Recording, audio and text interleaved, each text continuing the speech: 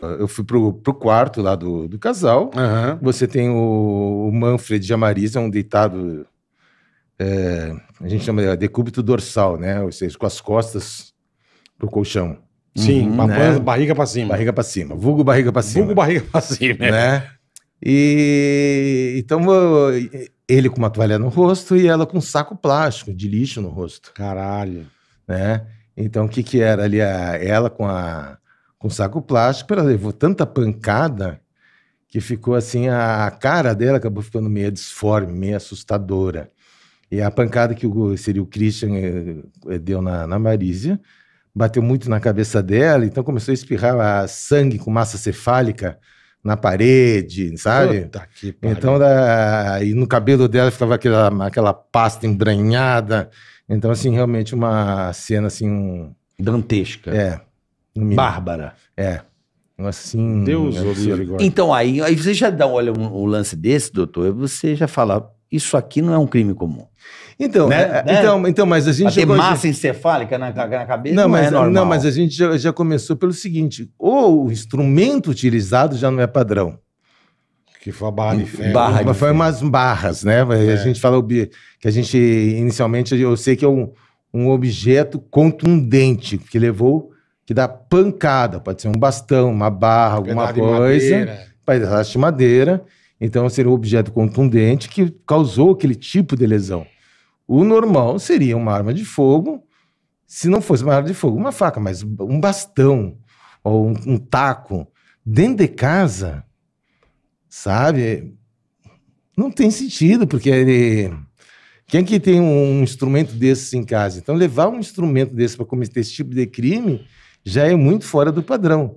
Se é numa briga na rua, o cara pegou um pedaço de pau ali da obra, pá, uma pedra, tudo bem. Agora, dentro de casa, é bastante estranho.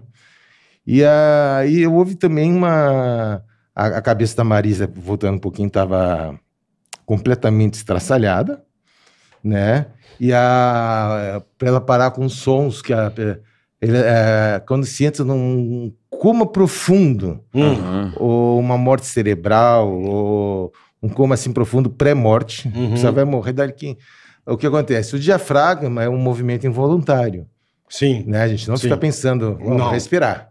Né? Senão eu já estava morto faz tempo. Eu também. Né? Eu também.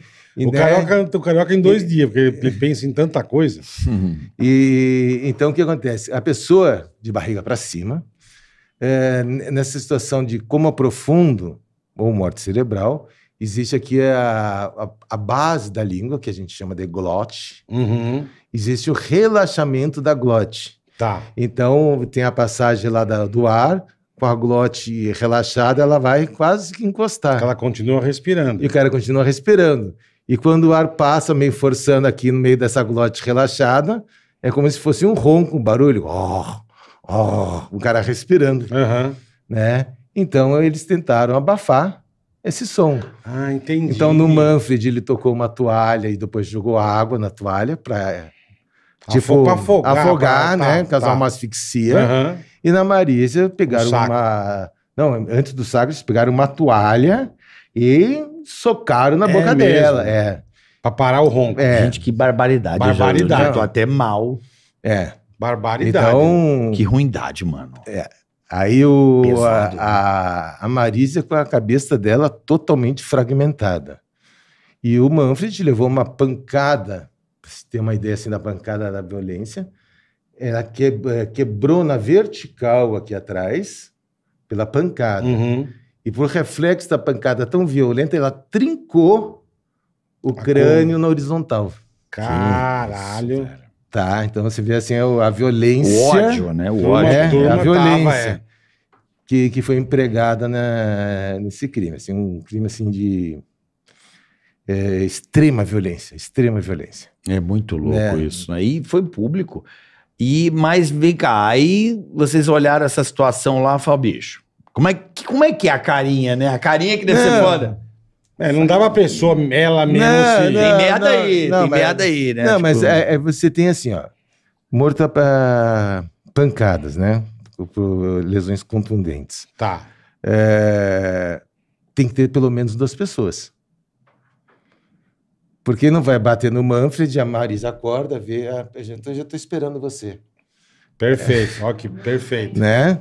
Foi um ataque simultâneo. Exatamente. Duas então pessoas, tem que ser perfeito. pelo menos duas. Ataque Pelo simultâneo. menos, tem que ser duas. Mas a polícia foi foda nesse crime aí. Tá? Foi. A polícia foi muito. A polícia que matou a Polícia charada, é né? foda, velho. Né? Aí você olha o que a gente chama assim, o modus operandi, ou a forma de fazer alguma coisa, de operação. Eu não gosto de falar em termos de trabalho, porque não é bem um trabalho, né? Mas a forma o procedimento de um latrocida, tá, era completamente diferente do que se encontrava no local. Não teve arrombamento. Não teve arrombamento, o tipo de vasculha. Né? Não roubaram nada de valor, né? Não, roubaram. Roubaram, o cara comprou moto. Entende? Eles roubaram? Então tinha um armário com fundo falso. Que tinha grana, então joias. Eu não sabia que tinha O roubado. cara viu comprou Kawasaki zero, comprou moto. Não, mas aí, caralho, né? E as joias, bijuterias que estavam numa cômoda foram jogadas no chão. Porque eles sabiam. Então eles queriam disfarçar. Eles falavam, o que um ladrão faria? Ele ia ter joias no chão.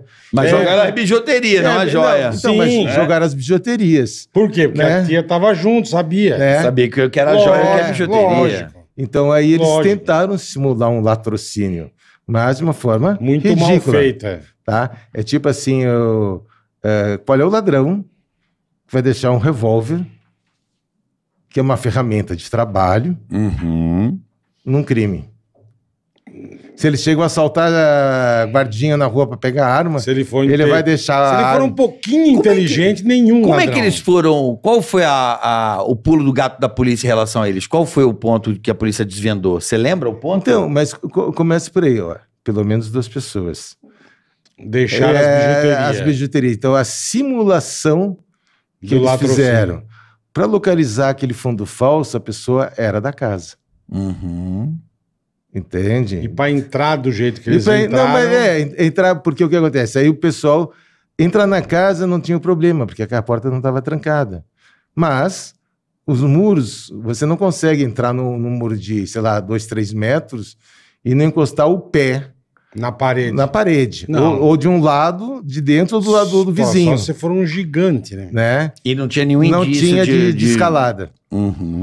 Né? Então, e você teve que fazer toda essa varredura, Então, aí o que acontece? Quem fez essas varreduras foi um outro perito, porque o que acontece?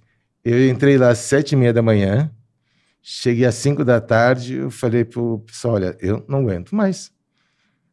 Porra, quase 12 horas trabalhando. Mas eu tinha mais... E mais da noite. Mais da noite. Então. Né? Eu disse, olha, eu não aguento, vai começar a passar coisa, eu não terminei, né? Eu preciso, vamos lacrar a casa e volto amanhã, não tem problema. Aí eles queriam terminar. Então eu fiz toda a parte interna da casa, tá? Para não dar, vamos dizer, 2 pessoas periciando, ele não saberia até onde que eu fiz a parte interna. Então eu fiz toda a parte interna da casa, e esse perito foi e fez a parte externa, né? Por quê?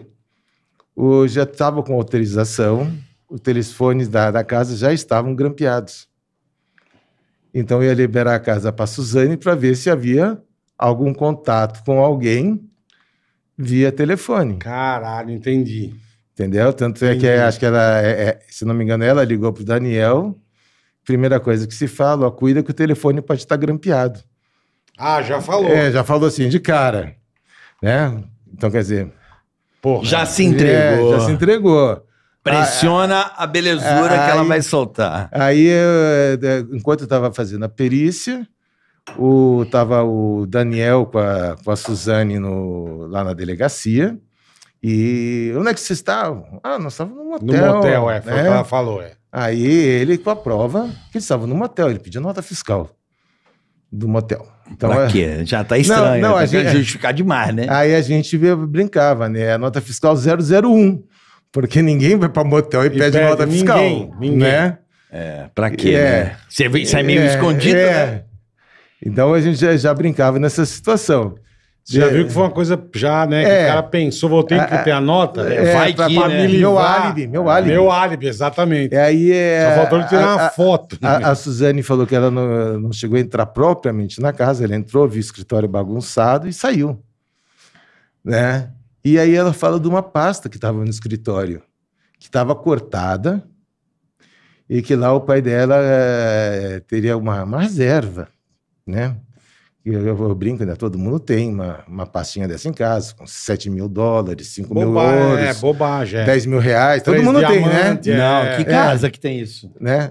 Queria saber. Né? É a casa dela. Né? Aí ela fala que essa pasta estava cortada. Aí o diretor me ligou, pediu para eu ver essa pasta, e eu achei a pasta. Só que a parte do corte estava para o chão. Então seria impossível ela ter visto que estava essa cortada. pasta era cortada. Ela já sabia. Então ela já sabia. Porque ela falou que não entrou e não mexeu em nada. Aí foi no teu relatório. Aí depois, quando eu levantei a pasta, que fudida. Também não deu para ver o corte. Tá. Eu tive que apertar as laterais da pasta, aí o couro dobrou, aí que eu vi o corte. Então, já sabia, já conhecia. Pô. Então, ela foram se entregando. Exatamente. Então, cada coisa que eles faziam, cada coisa que eles falavam, colocavam eles na cena do crime. Perfeito.